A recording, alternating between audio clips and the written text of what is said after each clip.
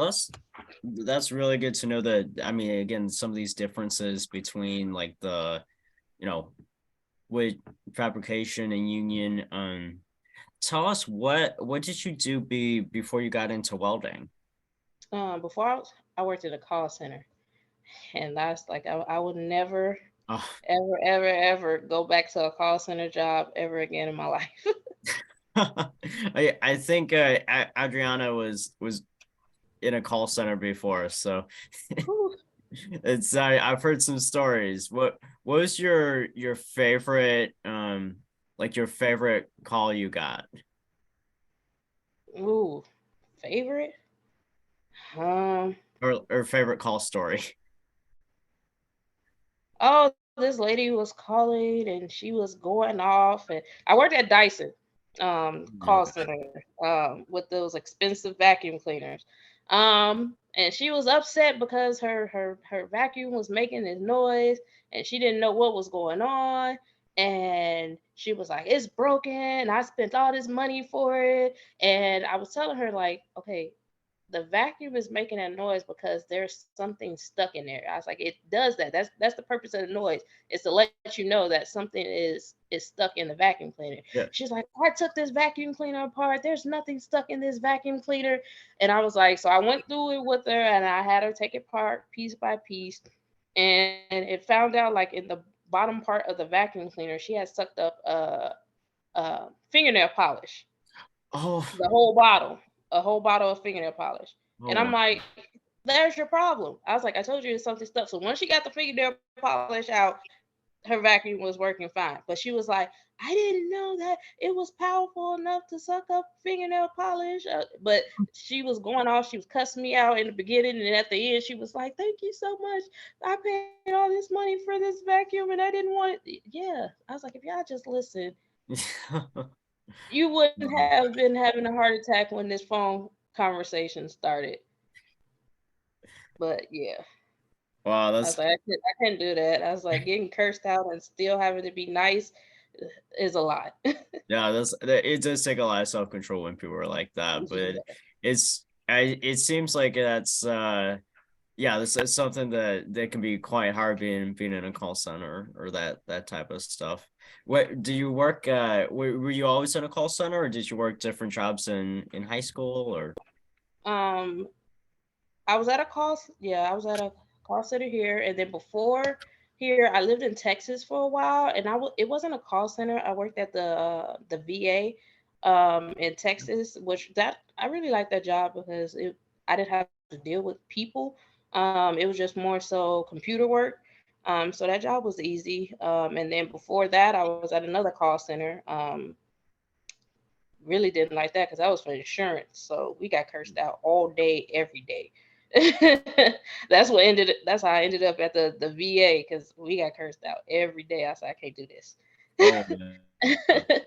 Yeah, And then yeah, and before that, it was like McDonald's and like all these other different restaurants.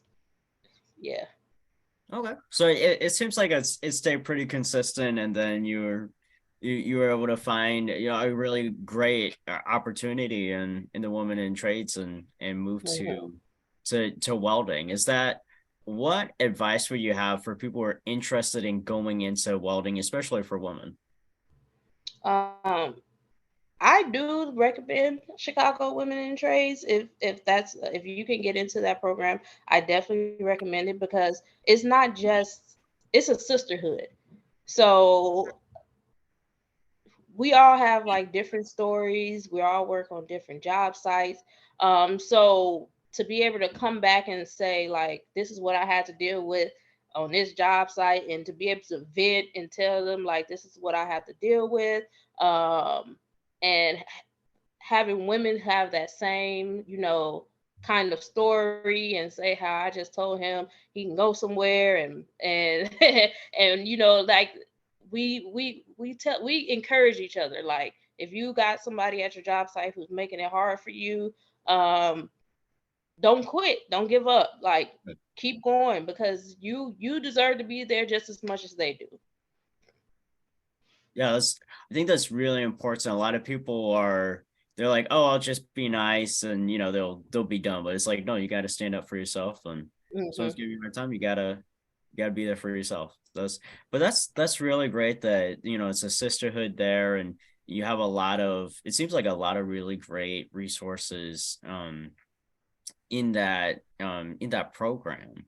Is there what was one thing you like going into welding that you you were really surprised by? I was surprised that it was easier than I thought it was going to be. Like when I got into it, I was nervous. I was like, I thought it was going to be really hard. I thought I wasn't going to catch on. I watched like 100 YouTube videos, Yep. and I was like, this looks like a lot. This looks intense. And then they're using all these jargons I've never heard before, and I was like, I don't know if I can do this, but I'm gonna give it a try. And it was actually easier than I thought it was going to be. I caught on faster than I expected. Yeah, that seems like whenever we're like going into something or we're gonna like apply for something, we always watch like 100 YouTube videos, like hyping it up ourselves Hmm. up. We're like, Trying hey, to figure it out, yeah, like just maybe I can learn just a little bit, so when I get there, it's not too yeah, bad. Yes. yeah, we're like, I'm gonna get it, I'm gonna get it, and then you go into the program and you're like, wait a minute, this is like way easier than all the YouTube videos said it was. Made it sound Like, like, yes. it's that thing where you're like you question yourself, and then you go in, you're like, okay, I'm gonna take a shot on myself. I'm gonna go do this, and you do it, and you find out you're like, whoa, this is easy. What was I thinking it was so hard? Why was I so Right. anxious about this, right?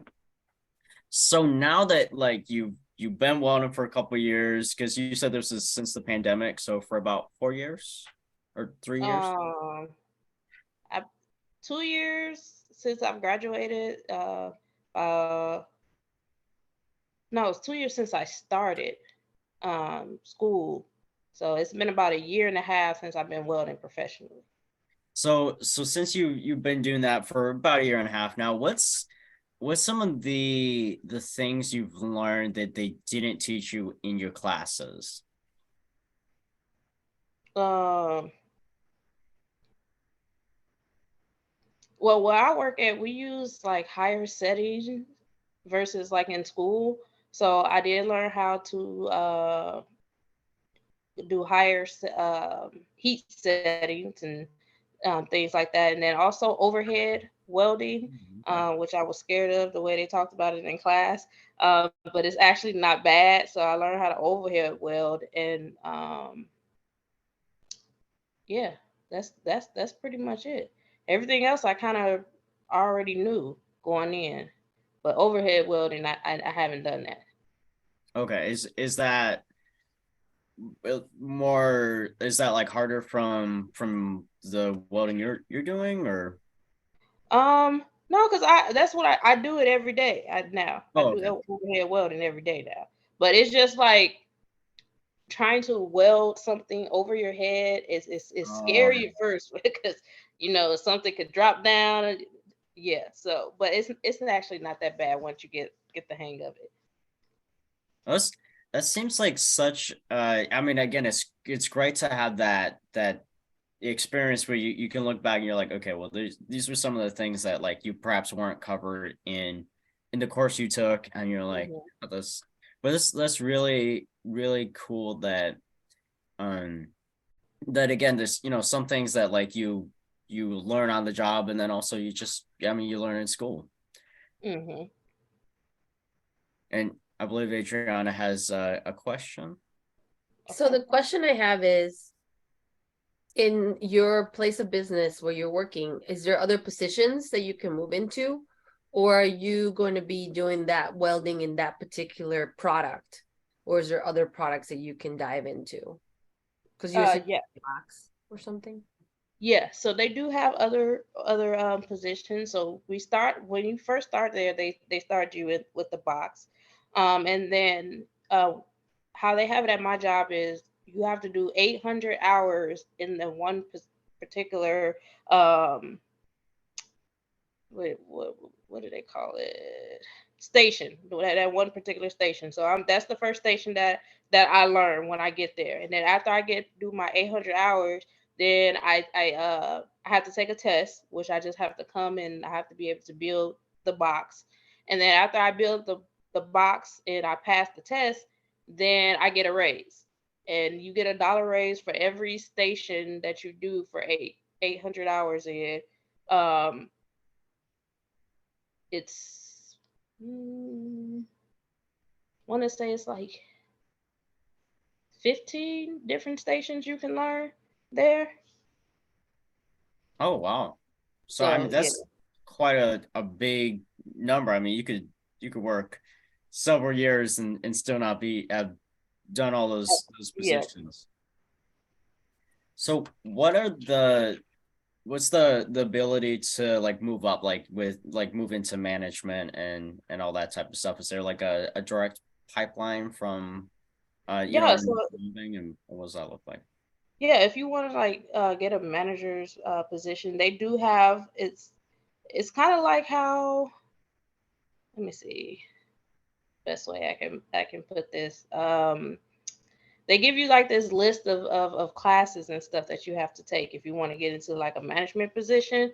And then once you finish all those classes, and then there you can interview and get a position in management. Hmm. Oh great. So And there's you just have to be there for I think a year before you can pursue that. oh great. So that again there seems to be like very great direct way to become a manager if you're interested. Yes.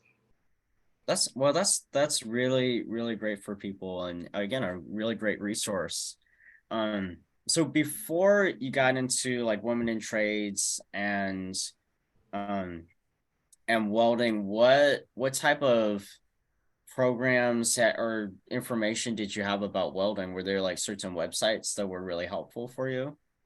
I didn't know anything about welding until I got into Chicago Women in Trades. I knew nothing. I didn't even know what welding was. I thought welding, when I heard about it, it was like, when they blow into the glass. I Oh yeah, thought that's what yeah. welding was. I thought that's what it was.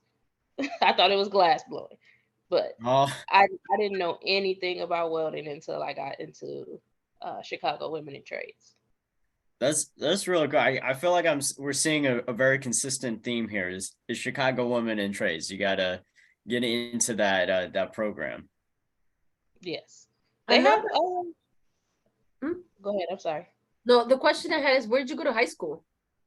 I went to high school at Proviso East in Maywood. And they didn't have a trade fair or a anything? Not that I knew of. I know one. No one when I was in high school, everything was college, college, college, college. If you don't go to college, you're gonna be working at McDonald's. That's what I got. So I didn't, or the military. They had the ROTC there. Um, yeah, it was. Those are the only classes that I knew of. I didn't know of any like wood shop classes or anything. Not saying that they didn't have it. I just didn't know anything about it. That's fair. I was just curious because every school is so different how they approach it. And I think even if you're not approached, you're not gonna know. So Hmm. it's like if I talk to a student that goes to another school, they'll be like, "Oh yeah, there's this and this." That another kid that goes to that same school will say, "I had no idea." Yeah, So it I just was all like, and I depends had on. no idea. Like, I didn't know anything about the trade.